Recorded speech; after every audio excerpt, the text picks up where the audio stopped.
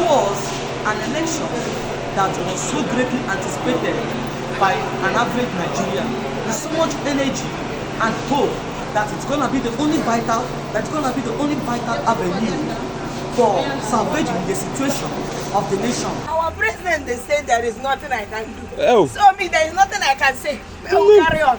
If I feel close my eyes, I say for Canada, but I collect more. Nah. I don't come back. This country knows.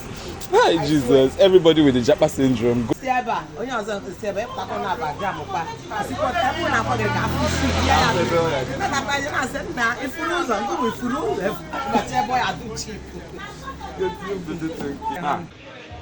We, most of us Nigerians cannot explain because that day INEC through Mahmoud Yusuf now murdered democracy. Everyone, my name is Ukadike Mmesoma Miriam. I am a student of Ukadike University College of Health Sciences. I am here to talk about the last presidential election on the 25th of February 2023. In the last 3 to 5 years, many Nigerians have had to leave the country to other places in search of greener pasture on what is popularly termed as Japa. This trend represents a way of escape from the misery and systemic uncertainty in the country. This is not because life is better over there, but then the system is not filled with uncertainties as it is here in Nigeria. Many eyes are on the presidential election because its outcome will determine whether the Japa syndrome would escalate or not, with the hopes that something good will come out of the election for the betterment of Nigeria. Comparing the responses from those in diaspora and the responses of those in the country, find out that they had similar reasons why they should leave the country. And these reasons include poor working system, poor basic infrastructure, insecurity, police brutality, high level of corruption and unaccountability. Many had high expectations on this previous election because it would determine their decisions whether to return to the country or not. They hope that the right candidates who would put the country in better positions would be elected.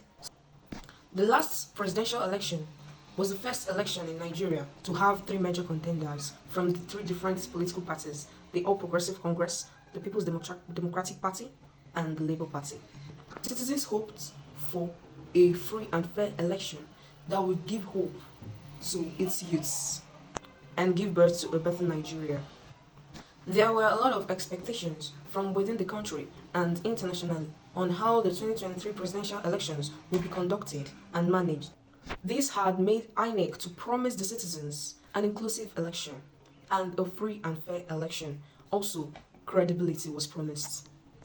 In the bid for INEC to fulfill the promise they had made to Nigerian citizens, they had deployed electoral technologies to ensure the success of the elections. They had employed a new voter accreditation technology called the Bimodal Voters Accreditation System, which has been tested in previous elections.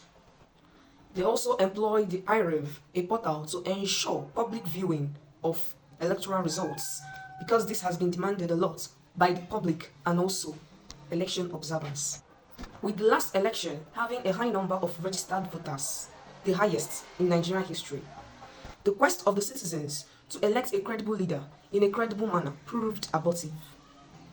The Independent National Electoral Commission failed to use the IREV for public viewing as promised, which cast a doubt on the credibility of the elections.